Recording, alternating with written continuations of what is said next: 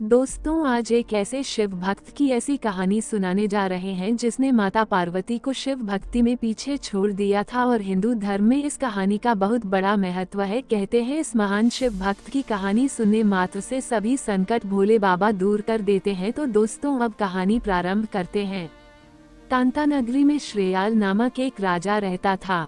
उसकी पत्नी रानी चांगुना बहुत ही सत्वशील और सहृदय महिला थी। दोनों परम शिव भक्त थे। रानी चांगुना दान धर्म, आदर, आतिथ्य, स्वागत सत्कार और भक्तिभाव में काफी रुचि रखती थी। उनके दर से कभी कोई खाली हाथ नहीं लौटता था। रोज सैकड़ों लोगों को अन्नदान दिया जाता था। इस पुण्यकर्म के कारण राजा श्रेयाल और रानी चांगुना की कीर्ति चारों ओर फैल गई थी। शिवजी के आशीर्वाद से उनके पास सब कुछ था, मगर उनकी अपनी कोई संतान नहीं थी। इस बात का उन्हें बड़ा दुख था। एक बार नारद मुनि कैलाश पर्वत पर शिवजी से मिलने गए तो अन्य समाचारों के साथ साथ उन्होंने रानी चांगुना की महिमा और उसकी शिव भक्ति का खूब बखान किया। यह सुनकर माता पार्वती गुस्सा हो गईं। उनके मन में विचार आया कि दिन रात शिवजी की सेवा मैं करती हूँ और बखान किसी और भक्त का होता है, यह कैसे हो सकता है। उन्होंने अपनी नाराजगी व्यक्त की। तब शिवजी ने कहा कि यदि ऐसा है तो चलो हम खुद इस बात को आजमाते हैं। शिवजी ने गोसावी ब्राह्मण का रूप धारण किया और माता पार्वती अदृश्य रूप में उनके साथ हो ली। दोनों कांता नगरी में भिक्षा मांगने गए। उस नगर के लोगों ने जो भिक्षा दी उसे सहर्ष स्वीकार कर लिया। अब वो गोसावी ब्राह्मण राजा श्रेयाल के महल पहुँचे। महल के बाहर पहुँचते ही उसने आवाज लगाई, अलख निरंजन भिक्षा देहि माँ। आवाज सुनकर रानी चांगुना अपने महल से भिक्षा लेकर आई और उस ब्राह्मण की झोली में डालने लगी। पर उस गोसावी ब्राह्मण ने 2 कदम पीछे हटाते हुए भिक्षा लेने से इनकार कर दिया। इससे रानी चांगुना बहुत दुखी हुई। उसने ब्राह्मण से पूछा, महाराज, क्या मुझसे कोई भूल हो गई है जो आप मेरी भिक्षा स्वीकार नहीं कर रहे हैं? तब वह ब्राह्मण बोला, मैं किसी निसंतान से भिक्षा स्वीकार नहीं करता। यह मेरे गुरु का आदेश है। यदि मैं ऐसा करता हूँ तो मुझे पाप लगेगा। यह सुनकर रानी हाथ जोड़कर प्रार्थना करने लगी, हे महाराज, आप जो कहेंगे वह दान मैं दूंगी, पर इस तरह निसंतान कहकर एक नारी का अपमान न करें। अगर मैं निसंतान हूँ तो इसमें मेरा क्या दोष है? क्या मैं कोई हत्यारन हूँ जो आप मुझसे भिक्षा नहीं ले सकते? यह तो विधाता का विधान है और इसे हम सबको स्वीकार करना ही पड़ता है। क्या आप इसे पाप मानते हैं? आप इस तरह से मेरा अपमान नहीं कर सकते। दान इसलिए दिया जाता है ताकि मनुष्य अपने दोषों से मुक्ति पा सके। आप जैसे साधु संत दान लेकर मुझे मेरे दोषों से मुक्त कर सकते हैं। क्या आप ऐसा नहीं करना चाहते? चांगुना के इस तर्क के आगे वह गोसावी ब्राह्मण लज्जित और निरुत्तर होकर शर्म से पानी पानी हो गए। उसने अपनी झोली पसारी और चुपचाप दान स्वीकार कर लिया। इसके बाद अपनी दूसरी झोली में से रानी चांगुना को एक फल देते हुए आशीर्वाद दिया, पुत्रवती भाव। चांगुना ने उस फल को सहर्ष स्वीकार किया और ब्राह्मण द्वारा बताए गए विधि विधान से उस फल को ग्रहण किया। कुछ ही दिनों के बाद वह गर्भवती हो गई। दरबार में खुशी छा गई। रानी चांगुना ने सच्चे मन से उस ब्राह्मण को याद करते हुए प्रणाम किया और शिवजी की महिमा अपरंपार है यह कहकर पूजा में लीन हो गई। धीरे धीरे समय गुजरता रहा। पूरे 9 महीने और 9 दिन के बाद उसने एक सुंदर और दिव्य बालक को जन्म दिया। पुत्र प्राप्ति की खुशी से राजा श्रेयाल फूला नहीं समा रहा था। नगर में चारों ओर खुशियां मनाई गईं। दान धर्म और सत्संग किया गया। जन्म के 3रे दिन और 5वें दिन संतान प्राप्ति की रस्में निभाई गईं। 12वें दिन नामकरण विधि का आयोजन किया गया। बच्चे की बुआ ने उसका नाम चिलिया रखा। इस औचित्य पर नगर को दुल्हन की तरह सजाया गया और उत्सव मनाया गया। दिन गुजरते रहे और धीरे धीरे वह बालक बड़ा होता गया। अब लोग उसे राजकुमार चिलिया के नाम से जानने लगे थे। माता पिता के भक्ति संस्कारों का असर उस पर हो रहा था। ऐसे ही एक दिन नारद मुनि टहलते हुए शिवजी के दर्शन के लिए शिवधाम पहुँचे और तीनों लोगों का हाल समाचार उन्हें सुनाया। तब माता पार्वती ने फिर वही सवाल किया, हे मुनिवर, यह बताएं कि शिवजी का सबसे बड़ा भक्त कौन है? उन्हें विश्वास था कि इस बार मुनिवा उन्हीं का नाम लेंगे, पर ऐसा नहीं हुआ। मुनिवा ने जवाब दिया, भूलोक पर रानी चांगुना और राजा श्रेयाल से बड़ा शिव भक्त इस समय कोई नहीं है। माता पार्वती फिर नाराज हो गईं। नारद जी के जाने के बाद वे शिव जी से बोली, प्रभु अब तो निर्णय हो ही जाना चाहिए। दिन रात आपकी सेवा मैं करती हूँ और सच्चा शिव भक्त कोई और कहलाता है। आपका सबसे बड़ा भक्त कौन है, इस बात को आप स्पष्ट करें। और वे हट करके बैठ गईं। स्त्री हट के आगे भला किसकी चली है। तब शिवजी ने माता पार्वती से वादा किया कि शीघ्र ही वे भूलोक जाएंगे और सारा भेद मिटाएंगे। फिर क्या था, शिवजी ने औघड़ बाबा का रूप धारण किया और निकल पड़े उस कांता नगरी की ओर। राजा श्रेयाल के महल के पास जाकर आवाज लगाई, बम बम भोले, औघड़ बाबा जाए ना खाली। आवाज सुनकर राजा और रानी बाहर आए। उस औघड़ ने निवेदन किया, मुझे बहुत जोर से भूख लगी है, कई दिनों से मन चाहा भोजन नहीं मिला। आप लोगों के दान पुण्य की बातें सुनकर मैं यहाँ आया हूँ। यदि मन चाहा भोजन मिल जाए तो उसे ग्रहण करके काशी की ओर प्रयाण करूँगा। रानी चांगुना बोली, अहो भाग्य हमारे, जो आप हमारे घर पधारे। अंदर बुलाकर उस औघड़ का आदरातिथ्य किया। इसके बाद रानी खुद रसोई बनाने में जुट गई। उसने पंच पकवान का भोजन बनाया और बड़े मान सम्मान के साथ भोजन गृह में औघड़ को निमंत्रित किया। सोने की थाली में भोजन परोसा और हाथ जोड़कर उसे ग्रहण करने का निवेदन किया। थाली देखकर औघड़ नाराज हो गया और बोला कि मैंने सोचा था कि यहाँ मुझे मन चाहा भोजन मिलेगा, पर यह क्या, यह तो घास फूस परोसा गया है। मुझे नहीं चाहिए यह भोजन, मैं जा रहा हूँ। तुम लोग पाखंडी हो, व्यर्थ में दानी बनते हो। रानी चांगुना हाथ जोड़कर खड़ी हो गई और बोली, महाराज आप इस तरह से नाराज होकर न जाएं। शिवजी की महिमा से हमारा भंडार भरा है, हम आपके मनपसंद भोजन का इंतजाम करेंगे, आप आज्ञा दे कि क्या ग्रहण करेंगे। उनके निवेदन पर औघड़ रुक गया और बोला, मैं अघोरी पंथ का साधु हूँ, मुझे मांस मदिरा ग्रहण करने की इच्छा है, क्या तुम लोग मेरी यह इच्छा पूरी कर सकते हो। राजा रानी हाथ जोड़कर बोले, महाराज इतनी सी बात पर आप रूठकर जा रहे थे, हम अभी इसका प्रबंध करते हैं। आपकी सेवा में क्या पेश करें, कोई जंगली जानवर, हिरण या अन्य कोई पशु पक्षी। तब अघोरी बाबा ने कहा, पहले वचन दो कि आप लोग मेरे मन चाहा भोजन का प्रबंध करेंगे। राजा रानी ने उसे वचन दिया कि वे उसकी इच्छा जरूर पूरी करेंगे।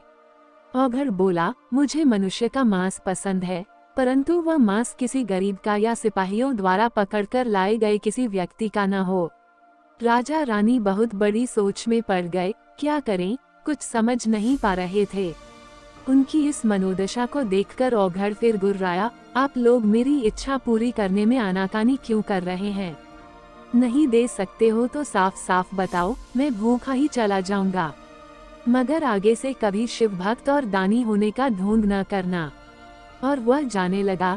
तब राजा ने उसके पांव पकड़ लिए और बोला, हे महाराज, मैं आपकी सेवा में समर्पित हूँ, आप मुझे ग्रहण करें। उस औघड़ ने कहा कि राजकाज चलाने के लिए राजा का होना बेहद जरूरी है, इसलिए मैं तुम्हें स्वीकार नहीं कर सकता। तुम लोग मेरी व्यवस्था नहीं कर सकते, इसलिए मैं जा रहा हूँ। इस बार रानी ने उसके पांव धर लिए और बोली, महाराज आप ठीक कह रहे हैं, राजा का होना बेहद जरूरी है, इसलिए मैं अपने आप को समर्पित करती हूँ, आप मेरा मांस स्वीकार करें। औघड़ बोला, मैं किसी नारी का मांस ग्रहण नहीं करता, ये मेरे उसूल के खिलाफ है। राजा रानी पुनः सोच में पड़ गए। वे समझ नहीं पा रहे थे कि आखिर साधु चाहता क्या है। कुछ सोच विचार कर उन दोनों ने हाथ जोड़कर निवेदन किया, महाराज आप हमें इस संकट से बचाएं और कोई मार्ग दिखाएं जिससे हम आपकी मनोकामना पूरी कर सकें। तब औघड़ बोला, वह जो आपका पुत्र है न, मुझे उसका मांस चाहिए, खाने में वह स्वादिष्ट और नर्म होगा। यह सुनते ही राजा रानी पर मानो संकटों का पहाड़ टूट पड़ा, काटो तो खून नहीं, ऐसी उनकी स्थिति हो गई थी। कितनी मन्नतों के बाद एक पुत्र पाया था जो उनकी जान का टुकड़ा है, और यह साधु उसे ही मांग रहा है। यह तो घोर अन्याय है, पर वे वचन दे चुके थे। यदि यह साधु नाराज होकर चला जाएगा तो श्राप दे देगा, चारों ओर हमारी बदनामी करेगा। उस औघड़ ने पुनः धमकी दी और उठकर जाने लगा। रानी आगे बढ़ी और बोली, महाराज, अपने सत्व के लिए मैं यह भी करूंगी, आप इस तरह नाराज न हों। और रानी ने बाहर जाकर बेटे को आवाज लगाई। वो अपने मित्रों के संग बाहर खेल रहा था। माँ की आवाज सुनते ही वह दौड़ता हुआ आया और माँ से लिपट गया। माँ ने बड़ी निर्दयता से उसका हाथ पकड़कर साधु को सौंपते हुए वह बोली, महाराज लीजिए, मैं अपनी जान का टुकड़ा आपको सौंप रही हूँ। आप इसे जंगल में ग्रहण करें, यहाँ अपनी आंखों के सामने हम यह बर्दाश्त नहीं कर पाएंगे। औघड़ फिर चिल्लाया, क्या तुम मुझे मूर्ख समझती हो?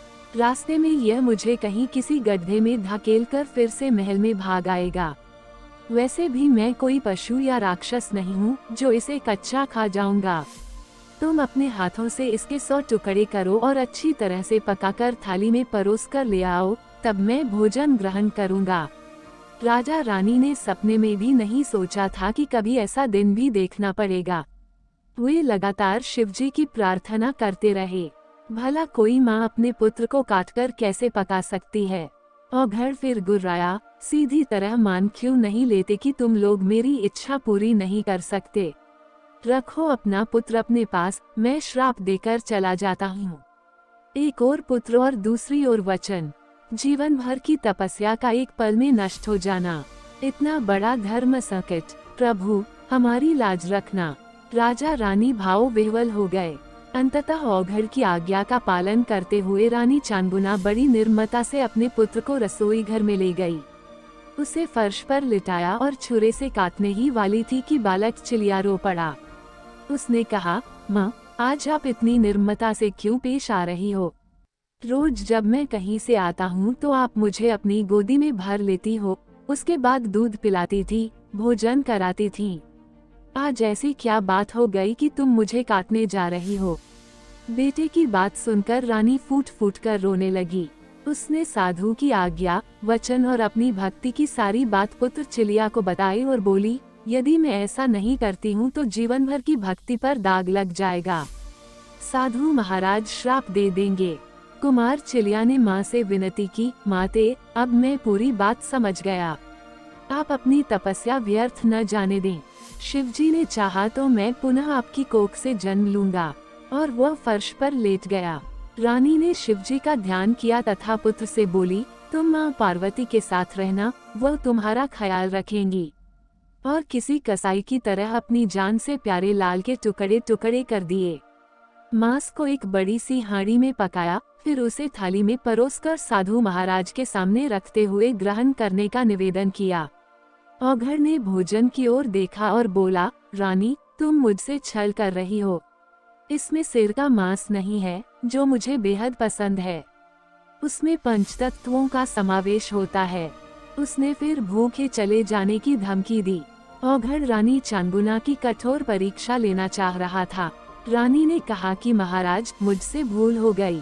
पुत्र मोह के कारण मैंने सिर अलग रख दिया है, ताकि जब कभी मुझे उसकी याद आए तो उसका चेहरा देखकर अपना समाधान कर सकूं। मैं अभी पकाकर ले आती हूँ। औघड़ ने निर्देश दिया। पीताम्बरी साड़ी पहनकर मंगल गीत गाते हुए उस सिर को ओखली में डालकर कूटना और फिर पकाना, अन्यथा मैं भोजन ग्रहण नहीं करूँगा। यदि ऐसा नहीं कर सकती हो तो मुझे अभी बताओ, मैं मान लूंगा कि यह भोजन बिना भक्तिभाव से दिया गया है। रानी फिर घोर संकट में फंस गई।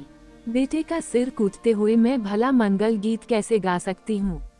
मगर अगले ही पल उसे अपनी भक्ति और श्राप का ख्याल आया।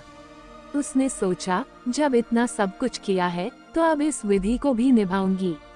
रानी चांगुना ने वही किया जैसे साधु ने निर्देश दिया था और सोने की थाली में परोसकर पुनः भोजन ग्रहण करने का निवेदन किया। औघड़ का मन अभी भरा नहीं था, वो और परीक्षा करना चाहता था। उसने कहा कि इस भोजन को 5 थाली में परोसो। रानी ने वैसा ही किया। तब औघड़ ने कहा कि नगर में जाकर 4 लोगों को बुला लाओ, जो मेरे साथ पंक्ति में बैठकर इस भोजन को ग्रहण कर सकें। रानी चांगुना हाथ जोड़कर बोली, हे महाराज, गांव में बकरा या मुर्गा भी कटता है तो 6 महीने छुआछूत मनाया जाता है। मानव मांस का भोजन करने कोई नहीं आएगा। तब औघड़ ने कहा कि ठीक है, अपने पति और अन्य सगे संबंधियों से कहो कि वे मेरी पंक्ति में बैठें। इस पंक्ति में तुम्हें भी हमारे साथ बैठना होगा। हम 5 लोग हो जाएंगे तो पंच परमेश्वर का विधान पूरा हो जाएगा। रानी चांगुना हाथ जोड़कर खड़ी हो गई और बोली, महाराज, मैं अपने बेटे का मांस कैसे खा सकती हूँ। साधु पुनः उठकर खड़ा हो गया और बोला, कोई बात नहीं, मैं जा रहा हूँ और श्राप देता हूँ कि महाराज क्रोधित न हो। लो मैं पंक्ति में बैठ गई। औघड़ उससे बोला, अब तुम अपने बेटे चिलिया को बुलाओ। रानी आश्चर्य में पड़ गई। हे महाराज, उसे काटकर ही तो मैंने यह भोजन बनाया है, फिर वह भला कैसे आ सकता है। यदि तुमने सच्चे मन से यह भोजन बनाया है और सच्चे मन से उसे इस पंक्ति में आमंत्रित करोगी तो वह जरूर आएगा। तुम एक कटोरी में दूध लेकर उसे पुकारो। रानी चांगुना सोचने लगी कि जब इतना कुछ किया है तो साधु महाराज की यह इच्छा भी पूरी कर देती हूँ। उसने एक कटोरी में दूध लिया और तुलसी वृंदावन के पास खड़ी होकर आकाश की ओर देखते हुए अपने बेटे को आवाज दी, हे मेरे लाडले, तुम जहाँ कहीं भी हो वहाँ से आ जाओ। आज तुम्हारी माता की धर्म परीक्षा है। उसकी आवाज सुनकर कुमार चिलिया माता पार्वती के साथ वहाँ उपस्थित हो गया और बोला, माते, मैं स्वर्ग में माता पार्वती के साथ था। माता पार्वती ने मुझे भोजन करा दिया है। बेटे की आवाज सुनकर रानी चांगुना ने आंखें खोली तो उसकी खुशी का कोई ठिकाना न रहा। उसका आंचल भीग गया। भागते हुए वह अपने बेटे के पास पहुंची और उसे अपनी गोदी में भर लिया। पागलों की तरह उसे चूमने लगी। उस औघड़ और माता पार्वती की भी आंखें नम हो गई थीं। वे अपने पुत्र गणेश जी के साथ अपने मूल रूप में राजा श्रेयाल और रानी चांगुना के सामने प्रकट हुए। उनके दर्शन मात्र से ही राजा रानी धन्य हो गए और उनके पैरों पर गिर पड़े। तब शिवजी ने कहा, हे रानी, तुम्हारी भक्ति से हम काफी प्रसन्न हुए। तुम जो चाहो वह वर मांग सकती हो। रानी चांगुना हाथ जोड़कर बोली, भगवान, आपका दिया सब कुछ है हमारे पास। यदि कुछ देना ही चाहते हैं तो बस इतना सा वर दे कि सृष्टि में जब तक सूरज चांद है तब तक हमारी भक्ति का बखान होता रहे। हमारी भक्ति अमर हो जाए, इससे अधिक हमें कुछ नहीं चाहिए।